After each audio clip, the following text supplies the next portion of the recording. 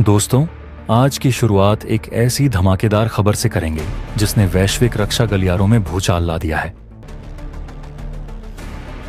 चीन और पाकिस्तान जो कल तक भारत को घेरने के सपने देख रहे थे, आज उनके हलक सूखे हुए हैं।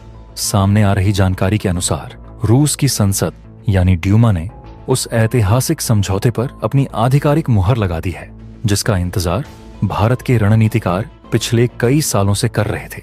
दरअसल इस समझौते के बाद अब भारत और रूस की सेनाएं सिर्फ दोस्त नहीं रहीं, बल्कि एक दूसरे के जमीन का इस्तेमाल कर अपने घातक हथियारों की तैनाती करने वाली है। जी हां, आपने बिल्कुल सही सुना।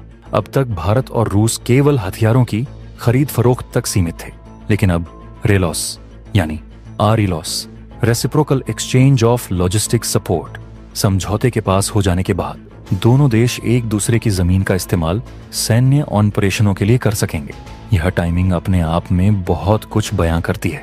ठीक व्लादिमीर पुतिन की भारत यात्रा के दौरान रूसी संसद द्वारा इस समझौते को मंजूरी देना यह बताता है कि मॉस्को अब नई दिल्ली के साथ अपने रिश्तों को एक नए और खतरनाक लेवल पर ले जाना चाहता है। तो कुर्सी की पेटी बांध लीजिए, क्योंकि आज हम आपको उस ऐतिहासिक डील की गहराई में ले चलेंगे जो भारत को एक ग्लोबल सुपर पावर बनाने जा रही है। लेकिन इससे पहले कि हम इस महागठजोड़ की कहानी शुरू करें, अगर आपको भारत और रूस की इस अटूट दोस्ती पर गर्व है तो इस वीडियो को अभी लाइक करें और कमेंट बॉक्स में जय हिंद जरूर लिखें। याद रहे, आपकी एक ललकार दुश्मन के खेमे में खौफ पैदा करती है। दोस्तों, सबसे पहले इस समझौते के आंकड़ों को समझिए, क्योंकि यही वो आंकड़े हैं जिन्होंने पेंटागन से लेकर बीजिंग तक सबको चौंका दिया है। रिपोर्ट्स के मुताबिक रूसी संसद में इस समझौते का ब्यौरा देते हुए बताया गया कि रेलॉस समझौते के तहत अब भारत और रूस एक दूसरे की सीमाओं के भीतर एक साथ 5 युद्धपोत, 10 लड़ाकू विमान और 3000 सैनिकों को तैनात कर सकते हैं। आप जरा इन आंकड़ों की गंभीरता को समझिए। 3000 सैनिकों की एक टुकड़ी कोई छोटी मोटी बात नहीं होती।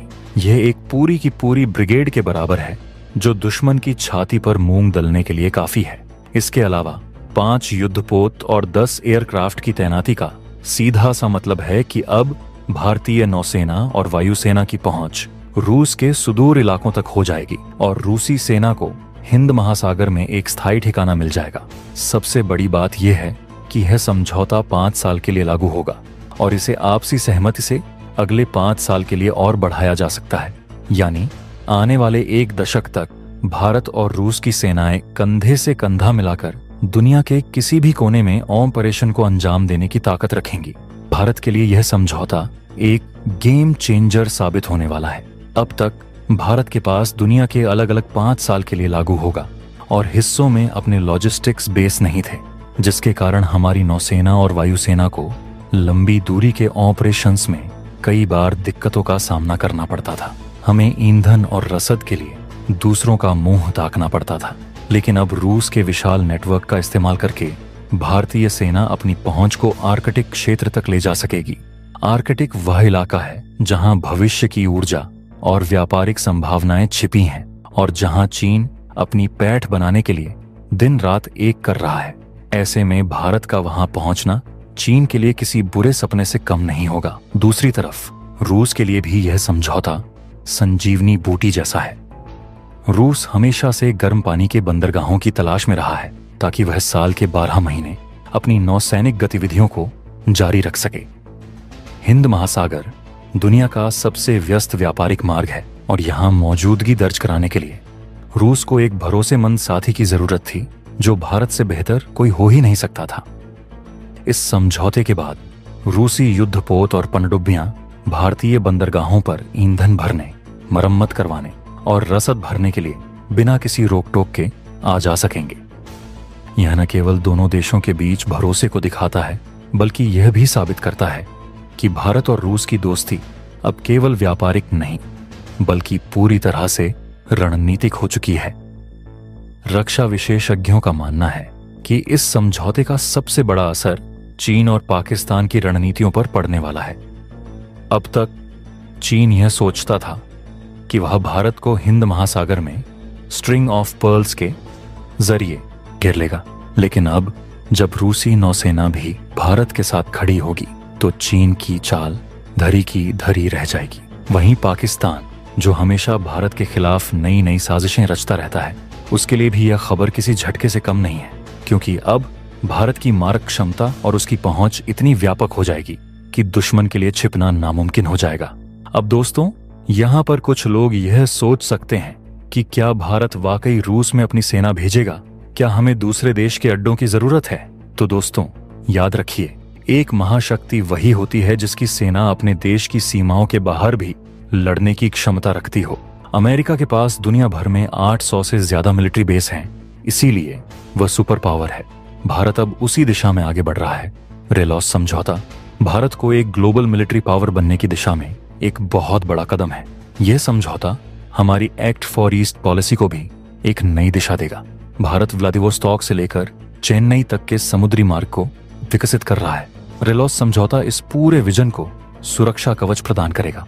यह कोई कागजी शेर नहीं है, यह भारत की बदलती हुई विदेश नीति का सबूत है। रेलॉस समझौते के तहत मिलने वाली सुविधाएं केवल सामान्य लॉजिस्टिक्स तक सीमित नहीं रहेंगी, बल्कि इसमें मेंटेनेंस, रिपेयर और ओवरहॉल जैसी सुविधाएं भी शामिल हैं। इसका सीधा मतलब है कि अगर युद्ध के दौरान भारत का कोई जहाज या विमान क्षतिग्रस्त होता है या उसे ईंधन की जरूरत पड़ती है, तो उसे वापस भारत आने की जरूरत नहीं होगी। वह रूस के किसी भी नजदीकी बेस पर जाकर अपनी जरूरतों को पूरा कर सकेगा और दोबारा युद्ध के मैदान में कूद सकेगा। यह क्षमता किसी भी लंबी लड़ाई के नतीजों को पलटने का दम रखती है। अब आप सोच रहे होंगे कि आखिर 3000 सैनिकों की तैनाती का क्या मतलब है? क्या भारत रूस में जाकर लड़ाई लड़ेगा? तो दोस्तों, आपको बता दूं कि यह तैनाती केवल युद्ध के लिए नहीं, बल्कि जॉइंट एक्सरसाइज और ट्रेनिंग के लिए भी हो सकती है। लेकिन इसका असली मकसद एक दूसरे की ऑपरेशनल रेडीनेस को बढ़ाना है। सोचिए, अगर भारतीय वायुसेना के पायलट रूस के एयरबेस पर तैनात होकर वहां के माहौल में ट्रेनिंग लेते हैं तो उन्हें कितना जबरदस्त अनुभव मिलेगा। ठीक वैसे ही रूसी सैनिक जब भारत आएंगे तो दोनों सेनाओं के बीच का तालमेल एक अलग ही स्तर पर पहुंच जाएगा। लेकिन दोस्तों, इस समझौते में एक और बहुत बड़ा और खतरनाक पहलू छिपा है, जिसकी चर्चा दबी जुबान में हो रही है और जो असल में इस पूरी डील का सबसे घातक हिस्सा साबित हो सकता है। रक्षा जानकारों का मानना है कि यह लॉजिस्टिक समझौता तो बस एक शुरुआत है। असली खेल तो इसके पीछे छिपा है और वो है TX-160M स्ट्रेटेजिक बॉम्बर, जिसे दुनिया व्हाइट स्वान यानी सफेद हंस के नाम से जानती है।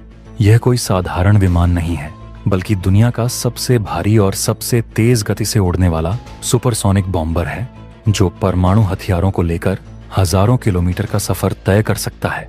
अब सवाल यह उठता है कि इस समझौते का इस बॉम्बर से क्या लेना देना है? तो दोस्तों, इसे ध्यान से समझिए।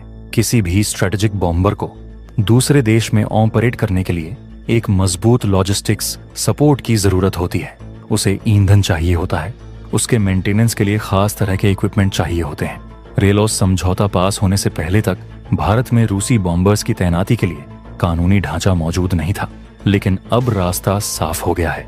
रिपोर्ट्स के मुताबिक रूस ने भारत को 4 TX-160M बॉम्बर ऑफर किए थे। अब भारत इन महाविनाशक विमानों को लीज पर ले सकता है या फिर रूसी वायुसेना के साथ मिलकर भारतीय धरती से इन्हें ऑपरेट कर सकता है। अगर ऐसा होता है तो यह भारतीय वायुसेना के लिए एक क्वांटम जंप होगा। हमारे पास राफेल और सुखोई हैं जिनकी रेंज सीमित है, लेकिन TU-160M एक बार उड़ान भरकर हिंद महासागर के किसी भी कोने तक जाकर वापस आ सकता है। चीन के लिए यह स्थिति किसी बुरे सपने से कम नहीं होगी, क्योंकि उसके पास अभी तक ऐसा कोई बॉम्बर ऑपरेशनल नहीं है जो व्हाइट स्वान की टक्कर का हो। यह भारत को लंबी दूरी की मारक क्षमता यानी लॉन्ग रेंज स्ट्राइक कैपेबिलिटी देगा, जिसका कोई सानी नहीं है। इस समझौते का दूसरा सबसे अहम पहलू है समंदर पर राज करना। हिंद महासागर दुनिया की जियोपॉलिटिक्स का केंद्र बिंदु बन चुका है। रूस के पास शक्तिशाली नौसेना तो है, लेकिन बेस की कमी थी। अब रूसी युद्धपोत और परमाणु पनडुब्बियां हिंद महासागर में लंबी अवधि तक गश्त लगा सकेंगी। जब भारत और रूस की नौसेनाएं मिलकर गश्त लगाएंगी तो किसी तीसरी ताकत की क्या मजाल कि वहां आंख उठाकर देख सके। यह साझेदारी सीधे तौर पर हिंद महासागर में शक्तियों का संतुलन बदल देगी। वहीं भारत के लिए इसका फायदा केवल हिंद महासागर तक सीमित नहीं है। रेलॉस समझौता भारत के लिए आर्कटिक क्षेत्र का दरवाजा भी खोलता है। रूस के उत्तरी इलाके में संसाधनों का भंडार है और भविष्य के नए समुद्री रास्ते वहीं से खुलने वाले हैं। चीन वहां खुद को नियर आर्कटिक स्टेट बताकर घुसने की कोशिश कर रहा है। ऐसे में भारत को रूस के आर्कटिक बंदरगाहों जैसे कि मुर्मांस्क तक पहुंच मिलना एक बहुत बड़ी कूटनीतिक जीत है। भारतीय जहाज अब आर्कटिक के रास्ते यूरोप तक का सफर तय कर सकेंगे, जो व्यापार के लिए छोटा रास्ता होगा। इसके साथ ही सुदूर पूर्व यानी फार ईस्ट में व्लादिवोस्तोक बंदरगाह पर भारतीय नौसेना की उपस्थिति चीन के लिए एक और सिरदर्द बन जाएगी। चीन अब तक भारत को हिंद महासागर में घेरने की कोशिश करता था, लेकिन अब भारत ने रूस के साथ मिलकर उसे उसी के पिछवाड़े में घेरने का इंतजाम कर लिया है।